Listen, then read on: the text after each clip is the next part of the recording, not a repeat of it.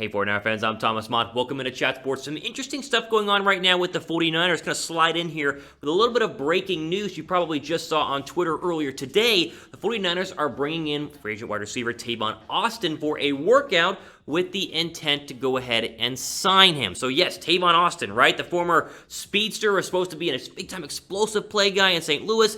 Never really was. And then, of course, he was Dallas Cowboys the last 2 years. Didn't really do much. Could potentially become a San Francisco 49er. I think this is a good possible move for the 49ers. Again, maybe you're watching this video and it's been made official. Maybe you're watching the video and it's not been made official. But right now, we're going off of the time of filming that they are bringing him in with the intent of signing him. So let's break down first off the depth chart impact of Tavon Austin on the 49ers. Because, again, this is a good signing, right? All the other free agent wide receivers, Austin at least has some experience, and that gives you the explosive play factor that they are currently going to be without when you don't have Richie James Jr. and Deebo Samuel because of their current injuries. This is strictly, in my opinion, because of those two injuries. If Deebo Samuel was healthy, if Richie James Jr. was healthy, they would not need to bring in another wide receiver. But as you currently stand with the 49ers, at least for the first couple of weeks of the 2020 NFL season, your top receiver is Jalen Hurd, who has not played a single regular season snap, Brandon Ayuk, who has not played a single regular season snap, and Kendrick Bourne, who has played, but is still at best a third wide receiver on this football team. The rest are kind of all, Dante Pettis and Jaywan Jennings. I mean, it's not a very deep depth chart when you take away the people with the injuries. Now, we expect Hurd and we expect Ayuk to be really good, but you can see why they would want to bring in a guy like Tavon Austin to go ahead and add some depth and add some experience to the wide receiver position, even if it's just for a couple of weeks or if it's for the entire season. Now, we have to preface this by saying this is not, again, a superstar, speedster, deep threat wide receiver that's going to dominate his mind off, at least based on what he did in Dallas. Now, maybe Kyle Shanahan can scheme it better for him, and that's a real possibility, but he didn't do much in Dallas. In 2 years in Dallas, he literally had 21 total catches.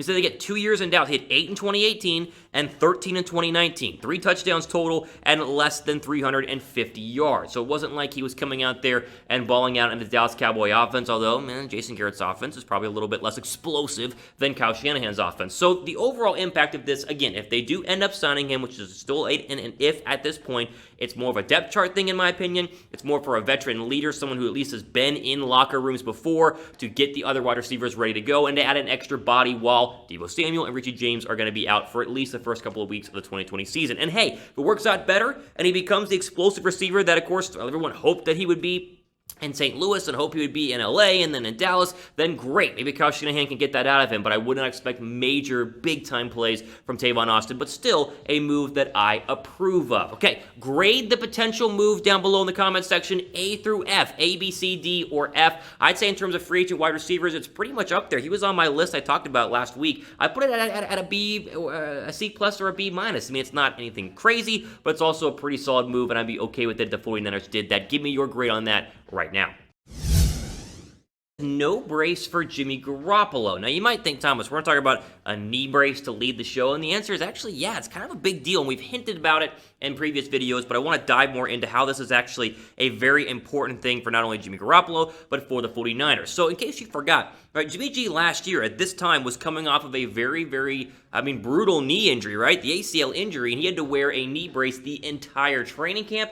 And he ended up wearing it the entire 2019 NFL season, literally the entire time. So the question was going into this year, would he keep wearing the brace or would it just kind of be like, hey, one and done, let's go ahead and free up that knee? Well, the answer is they're going to free the knee up. So Jimmy Garoppolo has not had a brace on at all during camp. It's not just media members who have noticed a difference or really people who have talked about Jimmy Garoppolo on the football field. It's more the players who have been around him. Kyle Juszczyk is one of the guys who has noticed a massive difference in Jimmy Garoppolo going into this training camp. And I think this all comes down to the fact that Jimmy Garoppolo is primed for an even bigger year than the one he had in 2019. So fullback Kyle Juszczyk said this, quote, "If he's not thinking about his knee, if it's not even in his head, that's going to be a huge advantage for him. I know, just as an athlete, would make me play better, and I think you're going to see that from him. But you don't have to think about that stuff. You can just go turn it loose." So obviously last year, Jimmy Garoppolo did have the knee injury and had the knee brace, and just having that on your knee probably makes you think about it, saying, man, is it stable enough? Can I move enough? Can I take a hit? And the fact that it is off is big just from a psychological standpoint in terms of Jimmy Garoppolo mentally being prepared for 2020. Now, is removing the knee going to be the main factor as to why Jimmy Garoppolo is fantastic this year? No, it's not the main factor, right? Removing a brace doesn't do that, and I think Jimmy Garoppolo being in the offense for another year is going to be the big factor here, but one less negative factor that factors into, a lot of factors here, one less negative thing that impacts Jimmy Garoppolo in terms of having to think about the knee brace could be very big for his 2020 NFL season. I think, last year he was fantastic, 27 touchdowns, 13 interceptions. I think we can go 30-plus touchdowns and bring the interceptions down to single digits, hopefully 9, maybe 8. That would be a huge year for Jimmy Garoppolo. And I think it's absolutely possible as, again, knee brace comes off, more weapons added. You get Jalen Hurd and Brandon Ayuk, and then whenever Deebo Samuel comes back, and then, of course, being in the Kyle Shanahan system for another full offseason is only going to help him even more. So good news to start. No brace for Jimmy Garoppolo. He's probably not going to wear one for the entire NFL season. If he stays healthy, it's going to be a pretty darn good year for the 49ers quarterback. Let me get a little over-under comment down below, the pinned comment down below in terms of the first one that we put. Answer this question. Over-under 25 touchdowns for Jimmy G in 2020. Over or under? If it's under 25 touchdowns, he's either injured or it's just a nightmare scenario for San Francisco and they win like 5-6 games. Now, if it's over, which is where it should be, I think we got to look for more of over 30 touchdowns for him to go ahead and have not only a great year, but a fantastic year in San Francisco. So answer that pinned comment in the comment section. Let me know down below. All right, moving on. This is, I guess, your weekly update on the George Kittle contract because everyone keeps asking me, is there an update? And normally there isn't. Like last week, I don't think we had even a sliver of update on the contract. And guess what? Well, technically today, Mike Silver went on the NFL Network, I think yesterday actually, and there is an update on the George Kittle contract, and you're not going to like it. No progress on the deal has been made. The agent says that they've had few talks on this deal, and it honestly feels like this is going to drag on into the first week of the NFL season. So let's just break it down. Remember, George Kittle needs a new contract. He's going to get a new contract, as I keep saying, and yet here we are. Weeks progress, and they go, and it's like no contract, no contract, no contract. Well, eventually week one's going to be here, so we've got to get to a pivotal point at some time. So it looks like there was some certain reporters on NFL Network who were asked about this, and Niners Nation has a good write-up when they said, quote, Silver, that's Mike Silver at the NFL Network, said that the risk of no deal being done would start once the Niners put on pads next week.